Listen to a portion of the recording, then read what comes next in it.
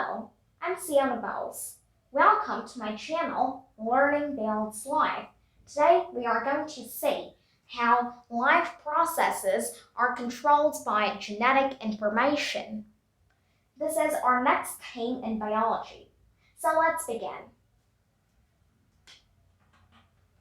We know in every cell there are structures called chromosomes.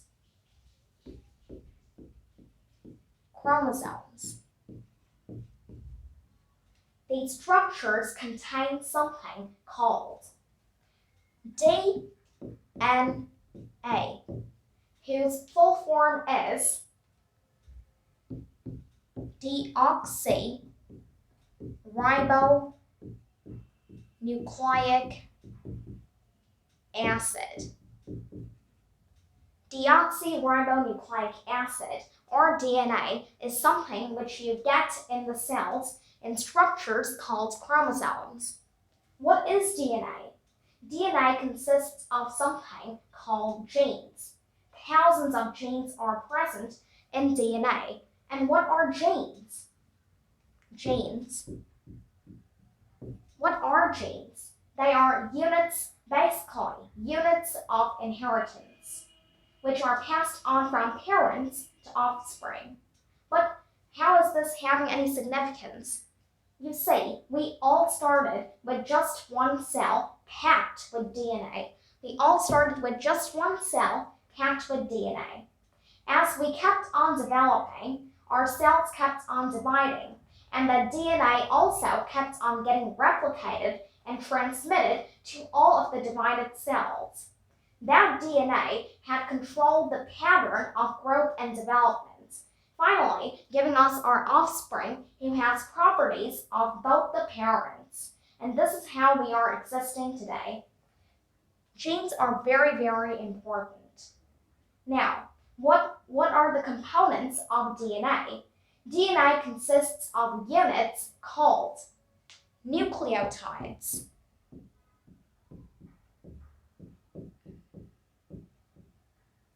There are 4 nucleotides, abbreviated A, T, C, and G. And their full forms are A for adenine, T for thymine, C for cytosine,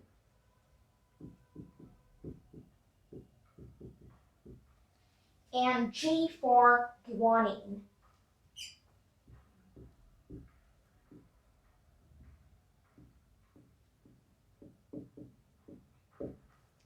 These 4 nucleotides are arranged in a specific organized manner in the DNA, and the organization of these nucleotides differs from different individuals, which makes a difference in all of us. Otherwise, if all the nucleotides were arranged in the same pattern for all of the DNA molecules, then none of us would be different.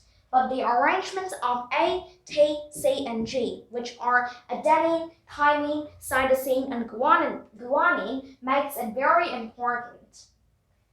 Like, for example, if we take in case of spellings, the letters R-A-T can give us rat, but it can also give us tar. Tar is a very sticky substance, whereas rat is an animal. Hence, arrangements of these letters makes totally different meanings. Similarly, arrangements of A, T, C, and G make totally different meanings in case of different DNA sequences. Now, if you consider it like now you are watching this video, the help of the DNA in your eye cells is controlling the process which helps us to see. So let us see what is the reason behind the ability to visualize this video.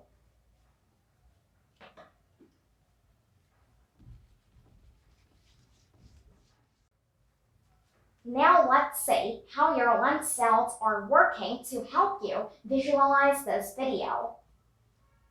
It all starts with the crystalline genes found in the lens cells of the eyes. Crystalline genes. And these crystalline genes have crystalline DNA.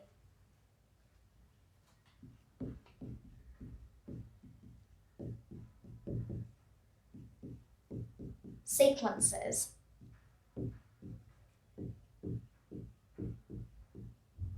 They have crystalline DNA sequences. What happens next? Well, the information stored in these DNA sequences enables the cell to make or transcribe to help in transcription.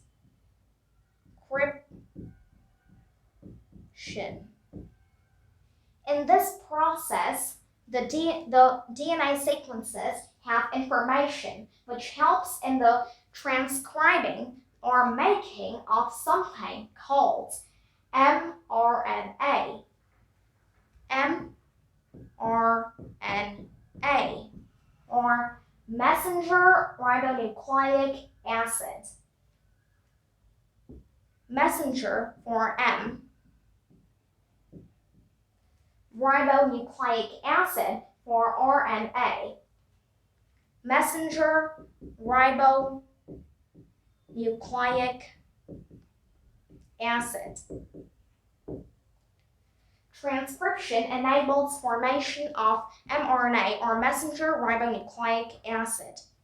After this has formed, another process called translation will convert the nucleotides, again, nucleotides present in RNA, into what happens in translation. Let's see.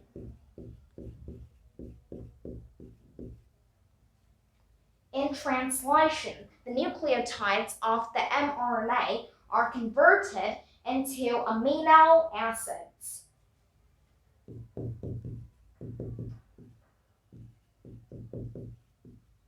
Which you can consider as building blocks for a protein. Amino acids are nothing but building blocks for a protein. It forms an entire chain of these amino acids. What happens to this chain of amino acids?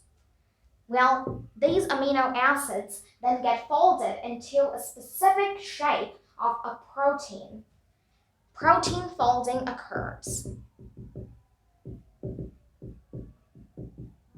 Protein folding. In protein folding, the chain of amino acids gets folded into a specific shape which is functional. And now these crystalline proteins which are formed after the protein folding, crystalline proteins which are formed, these then help us to visualize whatever we are doing, either if you are watching this video or reading a book. Now you might take a look at this entire chain of processes.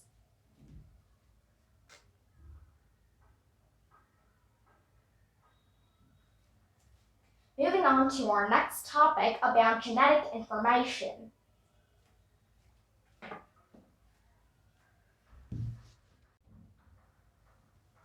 Moving on to genomics.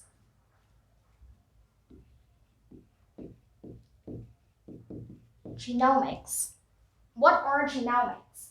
Genomics is basically the study for analyzing the entire chain of, again, what is called as DNA, entire chain of the genes. To analyze this entire process of genes is called genomics. We have been developing the process of genomics since the 1990s. And since then, we have come to know so many different DNA chains, the gene chains of different organisms, including humans,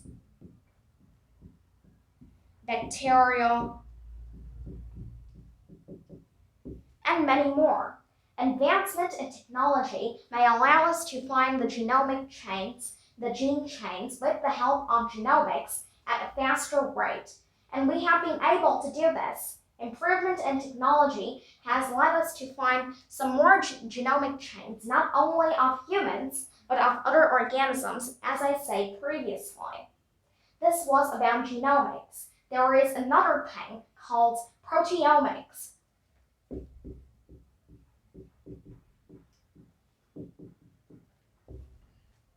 when I was talking about the lens cells, which help us to visualize the video, or if you're reading a book or anything to deal with the eyes, then it formed crystalline proteins with the help of instructions from what we started at, crystalline genes. But these proteins also, there is an analysis done for these chains of proteins formed from instructions of these genes.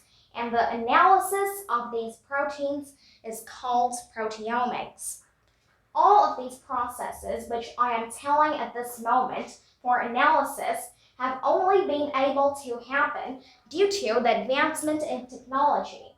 We have to be very thankful to technology. There is one more development, which is a very major development that has occurred in science, that is the development of bioinformatics. Bioinformatics. What are these? These are, again, a part of the development of technology. Due to, again, the development of technology, scientists are able to now store thousands of information which have been analyzed, thousands of information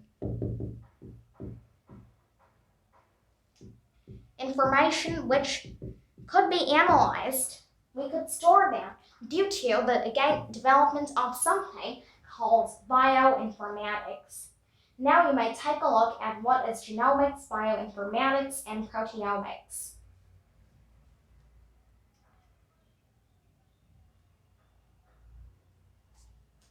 Hope you enjoyed this episode, and please like, share, and subscribe my channel, and stay tuned for more videos on themes of biology. Thank you.